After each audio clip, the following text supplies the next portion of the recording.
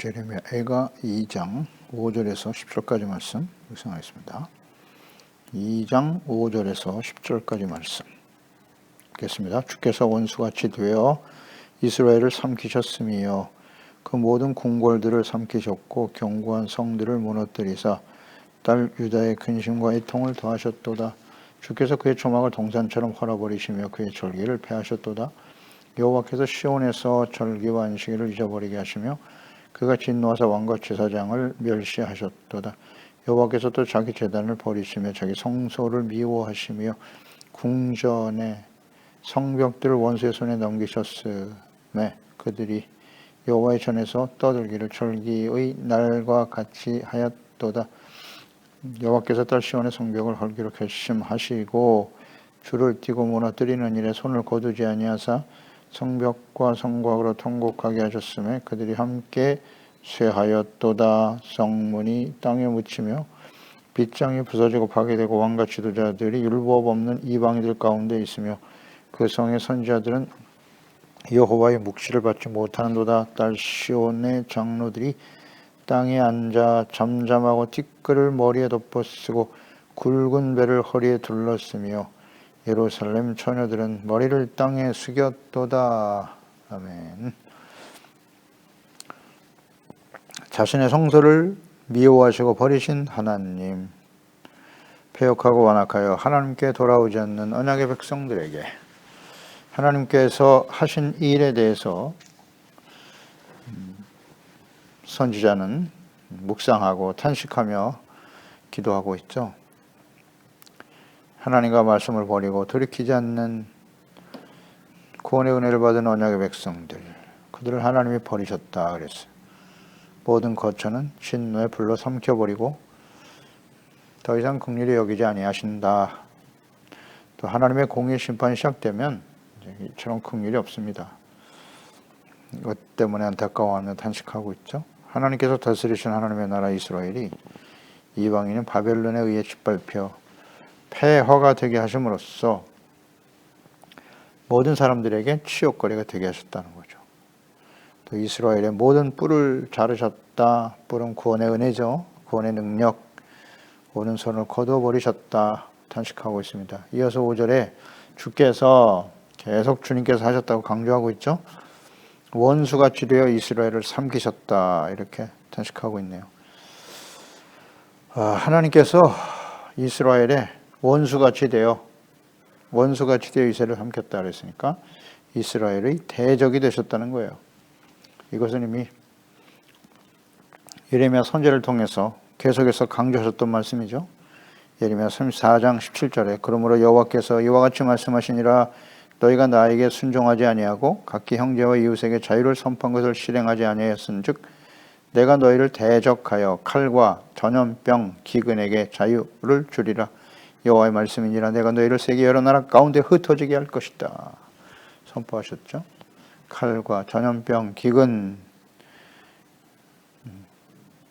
하나님이 주신 약속에 땅에서 쫓겨나 온 세계에 흩어지게 하실 것이다. 내가 너희를 대적하여 그랬잖아요.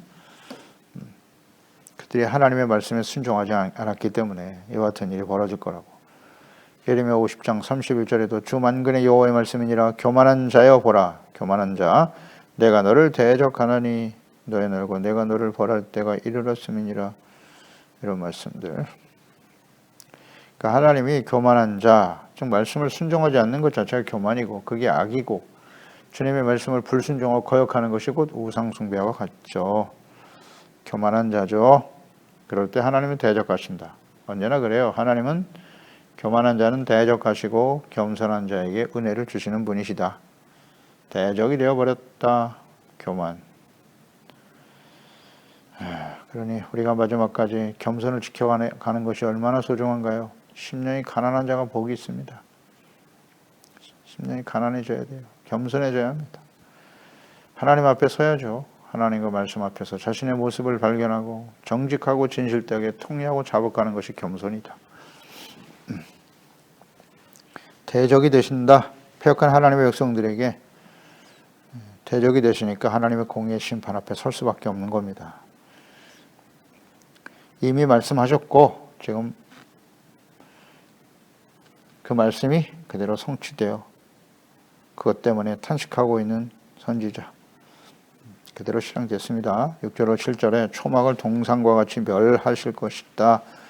세우신 초막, 이 초막은 성전을 의미하는 것이죠. 그리고 성전에 모여서 예배하는 안식일, 절기를 잊어버리게 하시고 왕과 제사장들을 멸하실 것이며 여호와께서 또 자기 제단을 버리셨다. 자기 성소를 미워하시고 궁전의 성벽들을 원수의 손에 넘기셨다라고 말씀하십니다. 우상으로 가득한 성전, 진실한 회개와 속죄와 의에 대한 열망이 없이 형식적으로 자신들의 뜻대로 제사와 예배는 하나님의 말씀과 뜻대로 드려야 합니다. 그 제사를 백성들을 대신해서 하나님께 드려야 할 제사장들도 철저하게 하나님의 말씀 앞에 거룩함을 지켜가야 합니다. 제사장들은 부패하고 타락했고 하나님의 백성들은 하나님의 말씀과 뜻대로 주님을 섬기지 않아요. 그런 제사와 예배, 그러니까 자기 본의의 신앙 계속 강조됩니다. 자기 뜻대로, 자기가 하고 싶은 대로, 자기의 소견대로 외식하는 신앙, 기복신앙이죠. 하나님의 말씀 앞에 죄를 깨닫고 회개하고 돌이키고 용서받고 의롭다함으로도 하나님과의 관계를 회복하는 일에는 무관심하고 말이죠. 오직 자신의 정욕, 자신의 소원만을 이루기 위해서 드리는 제사와 예배, 그런 성전, 교회 존재 의미가 없습니다. 하나님 거기 계시지 않아요. 그러니까 하나님께서 폐하실 것이다. 초막, 성전, 제사, 제단 다 헐어버리시겠다고. 그 성소를 미워하신다고 말씀하시잖아요. 이사야서 1장에서도 우리가 잘 보아서 알고 있죠. 그런 말씀도 하세요. 너희가 하나님께 나와서 제사와 예배를 드리는데 그게 진정 나를 위해서 드린 거니? 나를 위해서 드린 것이냐? 이렇게 질문하시잖아요. 오직 자신의 욕망과 뜻을 이루기 위해서 드리는 제사와 예배 받지 않으십니다. 그런 기도, 헌신 받지 않으십니다. 그거 진정 하나님을 위해서 드린 것이니?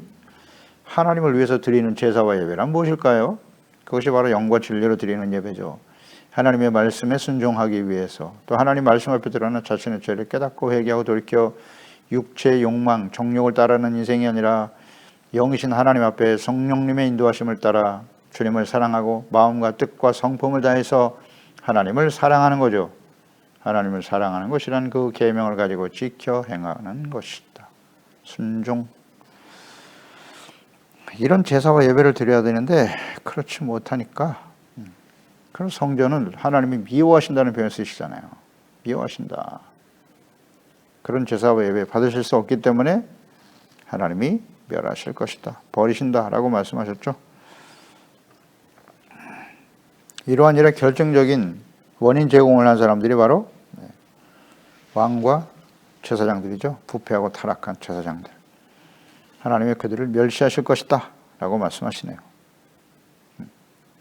예수님 당시에도 마찬가지죠. 성전이 강제 구렬이 되어버렸다고 예수님 분노하셨잖아요. 당시에 대제사장, 장로들, 서기관들 그러한 예수님의 모습을 보고 오히려 예수님을 죽이려고 했어요. 회개하고 돌이키는 것이 아니라. 그러더니 결국 그리스도를 미워하여 대적하여 십자가에 못 박아 죽였다. 그들의 결정과 뜻을 따르는 우매한 하나님의 백성들. 결국 어떻게 됐습니까? 예레미야 당시의 백성들과 같이 되었다. 멸망의 길을 가게 되었죠. 로마에 의해서 완전히 망했습니다. 말씀처럼 온 세계 흩어버릴 것이다. 예레미야 선지자를 통해서 하신 말씀처럼 예레미야 시대에 이루어졌고 그것이 예수님 시대에도 동일하게 나타나게 되었고 모든 시대에 마찬가지입니다. 교회와 종들의 부패와 타락으로 어두운 암흑 시대를 살게 되는 것이죠. 오늘날 시대는 그 어느 시대보다도 더욱더 부패한 시대이다. 인정하십니까? 왕 같은 제사장으로 살아가야 할 그리스도인들, 목사들과 재직들의 부패와 타락, 사람들로부터 완전히 멸시와 조롱의 대상이 되어버렸잖아요. 세상이 악해서 그렇다. 세상은 원래 악해요. 하나님이 없는 세상은 원래부터 악합니다. 문제는 그들에게 천국 복음, 예수 그리스도의 십자가의 복음을 전파해주고 그들이 그리스도를 통해서 죄사함 받고 용서받고 의롭다함을 얻게 될 역할을 감당해야 될 왕같은 제사장인 그리스도인들, 목사와 그리스도인들 교회가 부패하고 타락해버렸잖아요. 그게 원인 아닌가요? 성경이 증거해주고 있잖아요. 성경이 역사가 증거하고 있고 성경을 잘 묵상해 보면 알지 않습니까? 왜 하나님의 백성들이 멸망의 길을 갈 수밖에 없는가? 그러니까 오늘날도 이렇게 부패하고 타락한 그리스도인들, 목사와 재직과 성도들이 드리는 예배 받지 않으시죠. 그래서 하나님께서 코로나 팬데믹을 통해서 예배를 중단시켜 버리신 거예요. 물론 온라인 예배도 예배입니다. 언제는 예배, 진리와 영과 진리로 드리는 예배, 하나님의 받으심을 깨우쳐주기 위해서 이러한 환난과 시련을 주시는 것인데 이것은 분명한 하나님의 뜻이 있다는 걸 생각해야 돼요. 그냥 교회가 우상이 되어버렸어요. 성전 자체가 우상이 되어버리는 심각한 문제거든요. 형식적인 신앙, 의식하는 신앙. 예레미야 당신아, 예수님 당신아. 하나님은 그런 예배를 받지 않으십니다. 그래서 하나님의 공의의 심판이 임박했음을 우리는 알 수 있다. 오늘날 그리스도인들, 목사들의 부패와 타락. 하도 이 소식이 모든 사람들의 공개적으로 드러나니까 아주 일반화되어 버렸어요. 둔감해졌어요. 그런 소식을 들어도 아무렇지도 않은 것처럼. 심각한 것입니다. 빙산의 일각이라는 거 항상 생각하세요. 공개적으로 드러나는 것은 빙산의 일각일 뿐이고 심각하다는 겁니다. 이것을 보아서 우리는 주님의 재림과 마지막 심판, 하나님의 공의가 임박했구나 알 수 있죠. 그러니까 이것은 일반적인 교회로만 적용시켜서는 안 된다는 거 항상 잊지 말아야 돼요. 고린도전서 3장 16절 17절 너희는 너희가 하나님의 성전인 것과 하나님의 성령인 너 안에 계시는 것을 알지 못하느냐? 누구든지 하나님의 성전을 더럽히면 하나님이 그 사람을 멸하시리라. 아멘. 하나님의 성전은 거룩하니 너희도 그러하니라. 아멘입니다. 하나님이 성전을 더럽히면 멸하신다고요. 하나님의 자녀와 백성들이라도. 그러니까 이제 우리는 하나님의 성령이 우리 안에 거하시는 거룩한 성전이라고 하시잖아요. 그러니까 우리의 몸과 마음을 더럽히면 안 됩니다. 매일 더러워지잖아요. 보는 것으로, 듣는 것으로 마음이 더러워지고 있죠. 눈만 뜨면 보고 듣는 것이 무엇인가요? 악한 세대에서 전해주는 소식과 정보들, 그게 진리인가요? 아니요. 아니잖아요. 하나님의 말씀을 묵상하고 하나님의 말씀을 듣고 그러니 하나님의 말씀을 듣고 읽고 묵상하고 주님과 깊이 교제하는 이 경건의 삶이 없다면 우리가 보고 듣는 모든 것은 우리의 마음을 더럽힐 뿐이겠죠? 아니라고요? 잘 생각해 봐야 합니다. 하나님 앞에서. 나는 무엇을 보고 무엇을 듣고 살아가는가? 고린도전서 6장 9절 이하죠. 불의한 자가 하나님의 나라를 유업으로 받지 못한다. 미혹을 받지 말라. 음행하는 자나 우상숭배하는 자, 간음하는 자, 탐색, 남색, 도적, 탐욕을 부리는 자, 술 취하는 자, 모욕하는 자나 속이 엇배하는 자들은 하나님의 나라를 유업으로 받지 못할 것이야. 너희 중에 너희가 누굽니까? 예수 믿고 구원받은 하나님의 교회입니다. 이와 같은 자들이 있더니 주 예수 그리스도의 이름과 우리 하나님의 성령 안에서 시선과 거룩함과 의롭다 하심을 받았느니라. 너의 몸은 너희가 하나님께로부터 받은 바 너희 가운데 계신 성령의 전인 줄 알지 못하느냐? 너희는 너희 자신의 것이 아니라 값으로 산 것이 되었으니 그런즉 너의 몸으로 하나님께 영광을 돌려라. 아멘. 성전은 무엇으로 더럽히고 있어요? 우상숭배, 음행, 탐색, 남색, 도적, 탐욕, 술 취하고 방탕하고 이런 사람은 하나님의 나라를 유업으로 받지 못한다고 말씀하고 있잖아요. 근데 이런 것들이 하나님의 성전 안에 또 그리스도인들의 마음속에 있더라는 거죠. 너의 몸은 하나님의 것이야. 예수님이 십자가에 핏값을 주고 산 것이기 때문에 너의 몸으로 하나님께 영광을 돌려라. 너의 몸을 하나님이 기뻐하시는 거룩한 산 제사로 드려라. 아멘. 8절로 9절에 시온의 딸 시온의 성벽을 헐기로 결심하셨다고. 여호와께서 딸 시온의 성벽을 헐기로 결심하시고 무너뜨리는 일에 손을 거두지 아니하사 계속하셨다는 거예요. 성벽과 성곽으로 통곡하게 하셨다. 결심하시고 손을 거두지 않으신다는 거예요. 이것은 곧 결심하신 바를 돌이키지 않을 것이다 라는 말씀이죠. 그래서 지금 예레미야는 멸망의 길을 갔어요. 말씀대로 되고 말았죠. 하나님께서는 끊임없이 인내하셨어요. 오래 참으시면서 선지자를 보내서 말씀하셨어요. 예레미야 이전에 이사야 선지자, 북이스라엘 멸망할 때에 호세아 선지자, 끊임없이 선지를 보냈고 마지막 선지자가 예레미야죠. 40여 년 동안 외쳤어요. 40여 년 동안. 근데 돌이키지 않죠? 그 백성들은 긍휼이 없는 심판을 받게 된다는 거죠. 결심한 바를 이제 돌이키지 않을 것이다. 하나님께서 유다를 멸망하시기로 결심하신 때가 므낫세 왕이죠. 므낫세 왕 때. 히스기야의 아들 므낫세 왕. 얼마나 악을 행했는지 말이죠. 50년 동안 기회를 줬는데 돌이키질 않아. 돌이키질 않아. 그때 결심하셨어요. 돌이키지 않으신다. 긍휼 없는 심판이 쏟아지는 거예요. 그리고 성전과 성벽을 헐기로 결심하셨다. 미워하셨다는 말씀. 미워하신다고요. 그래서 더 이상 성전, 예루살렘은 존재 의미가 없다. 가치가 없다라는 거죠.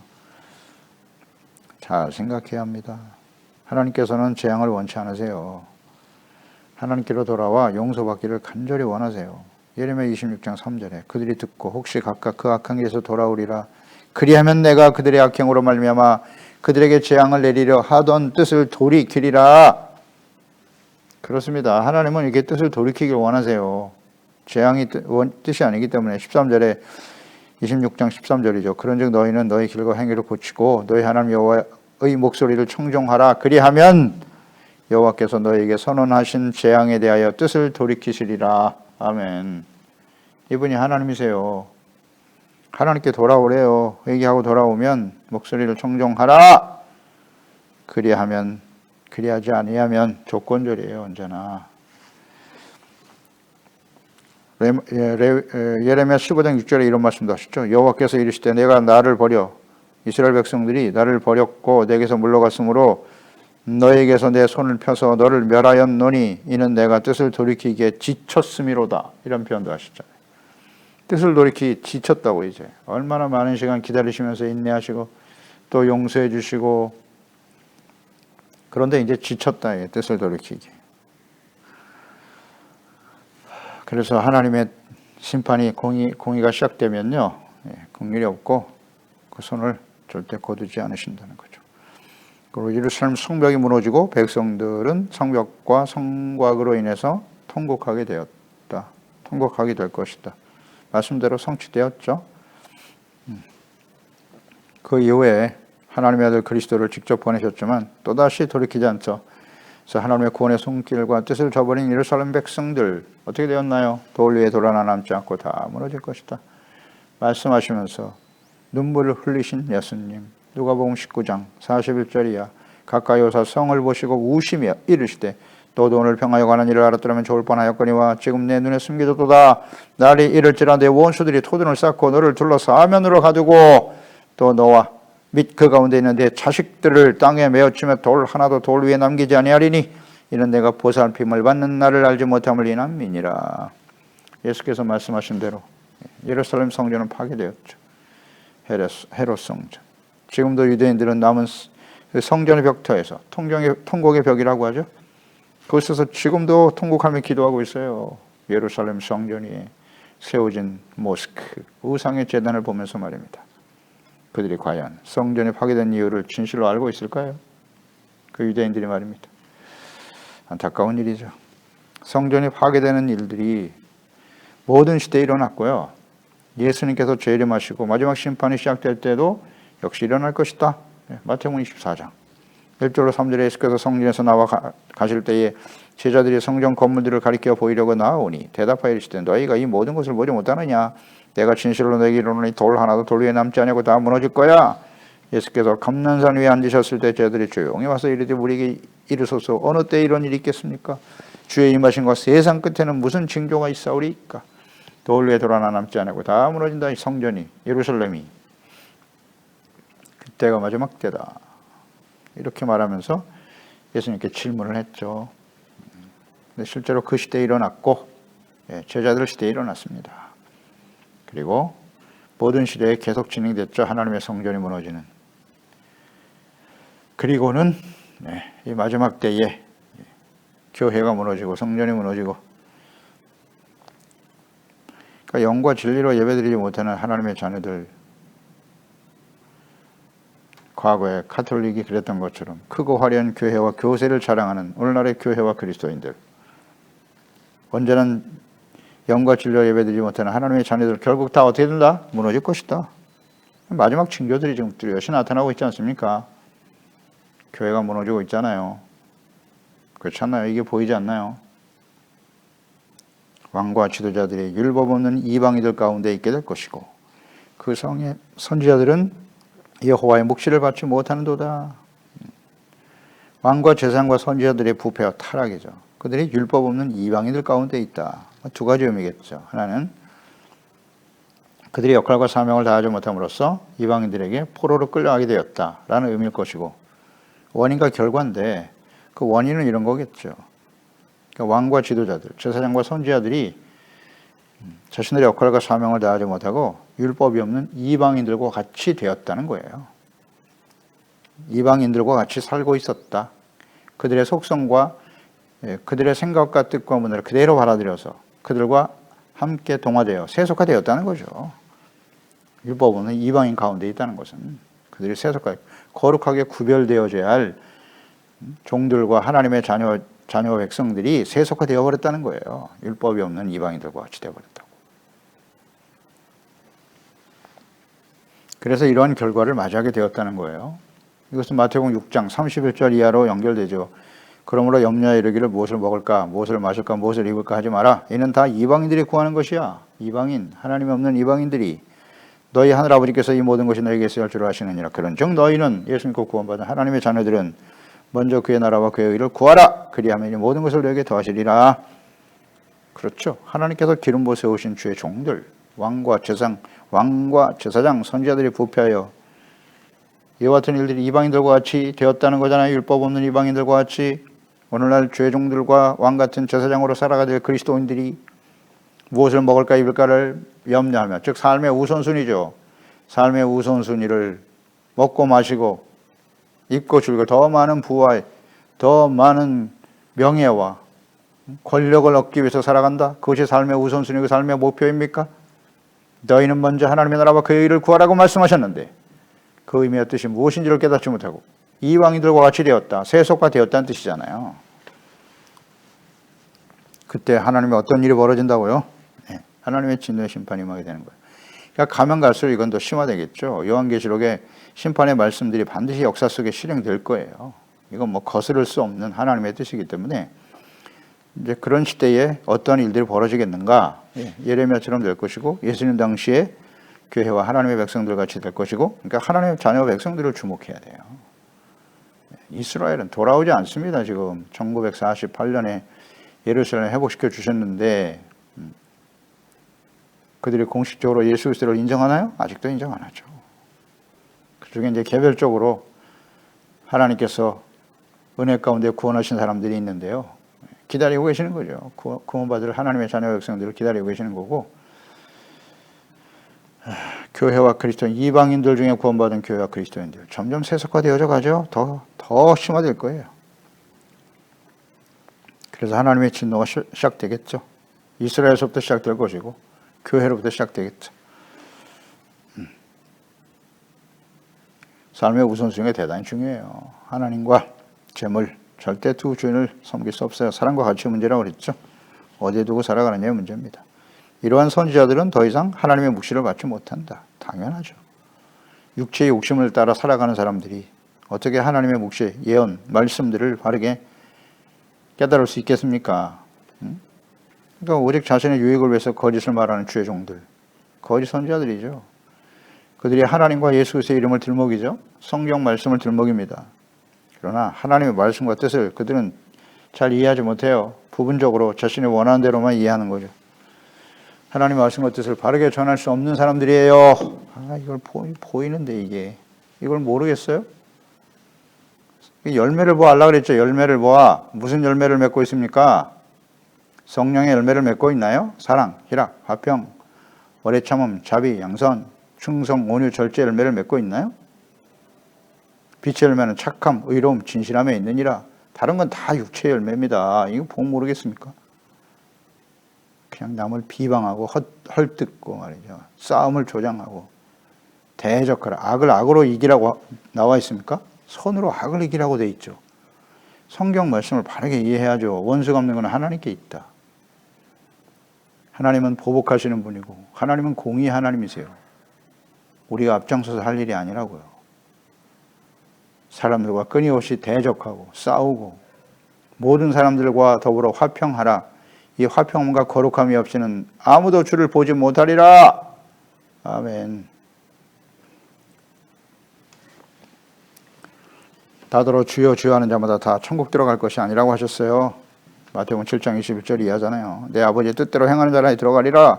그날에 많은 사람이 나더러 주여 주여 우리가 주의 이름으로 선지자 노릇하고 주의 이름으로 귀신 쫓아내고 주의 이름으로 많은 권능을 행하지 아니하였나이까. 그때 내가 그들에게 밝히 말하되 내가 도무지 알지 못하니 불법을 행하는 자들아 내게서 떠나가라 하리라. 그렇습니다. 잘 분별해야 돼요. 이 마지막 때는 거짓 선지자를 조심하라고 마지막 징조의 가장 첫 번째 예수께서 마태복음 24장 3절에 말씀하셨죠. 마지막 심판 때는 거짓 선지자들이 난무해. 예레미야 당시에 보세요. 예레미야 하나님의 백성들이 왜 멸망했다고요? 네. 왕, 제사장, 특히 거짓 선지자들이 그 역할을 했어요. 거짓을 말했단 말이에요. 하나님의 이름을 들먹이면서. 오늘도 마찬가지겠죠. 이 거짓 목사들을 조심해야 돼요. 이단들, 교회 밖에 있는 이단들은 말할 것도 없지만 교회 안에 주의 이름, 예수 그리스도의 이름을 들먹이고 하나님의 말씀을 전한다고 하는 종들이 거짓된 진리를 전한다. 오직 자신의 유익을 위해서 어떤 열매를 맺고 있는가? 나는 그들과 동조하고 있지 않나? 자, 생각해 봐야죠. 기도하겠습니다. 하나님 아버지, 오늘도 주의 말씀을 듣습니다. 하나님께서 왜 하나님의 자녀 백성들이 이방인에 의해서 짓밟히고 멸망의 길을 갈 수밖에 없었는가? 그 멸망해가는 모습을 보면서 선지자는 지금 탄식하면서 하나님 앞에 간구하고 있습니다. 이 예레미야 선지자의 슬픈 노래, 멸망해버린 하나님의 백성들을 보면서 슬퍼하며 기록한 이 예레미야 애가가 오늘 우리에게 어떤 의미를 주는가요? 하나님의 말씀이 그대로 성취되었다는 거죠. 그 말씀대로 예루살렘은 다시 회복되었고 그러나 또다시 폐역한 길을 가더니 예수님 하나님의 아들 그리스도를 보내셨는데도 그들은 예수 그리스도를 거부하고 또다시 멸망의 길을 가게 되었죠. 하나님께서 자기의 성전을 미워하셨다고 그랬어요. 그곳에서 드리는 제사와 예배를 미워하시고 버리시고 멸하셨도다. 왜 그렇게 되었을까요? 자기 본의의 신앙, 외식하는 신앙, 기복신앙, 교만한 자, 하나님이 대적이 되어버리셨어요. 그들이 하나님의 자녀 백성이라도 그들은 하나님의 공의 앞에 설 수밖에 없다는 사실, 이것이 모든 역사 속에 계속되어 왔고요. 오늘날 이 시대는 더욱더 두드러지고 있죠. 그렇습니다. 지금이 바로 예수님의 재림과 마지막 심판이 임박한 시대임을 알 수 있어요. 그 시대는 무엇을 보호할 수 있나? 교회와 그리스도인들을 보면 알아요. 하나님의 자녀들이 얼마나 부패하고 배역하고 자신의 주어진 정체성과 사명을 상실하며 세속화되어 살아가는가. 율법 없는 이방인 가운데 있더라. 거룩함을 상실해버리는 하나님의 자녀 백성들, 주님의 말씀에 귀를 기울이고 그 말씀을 순종하려고 하는, 죄사함 받고 용서받고 의롭다함을 얻으려고 하는 진실한 마음이 없는 제사와 예배, 형식적인 교회, 크고 화려함을 자랑하는 교회와 그리스도인들의 삶 다 무너지겠죠. 주여, 우리는 어떤 사람이 되어야 마땅할까요? 하나님 앞에 늘 깨어있는 마음, 겸손한 자세로 영과 진리로 예배하는 경건한 예배자로 주님 앞에 마지막 순간까지 설 수 있게 도와주세요. 예수님의 이름으로 기도드리옵나이다. 아멘.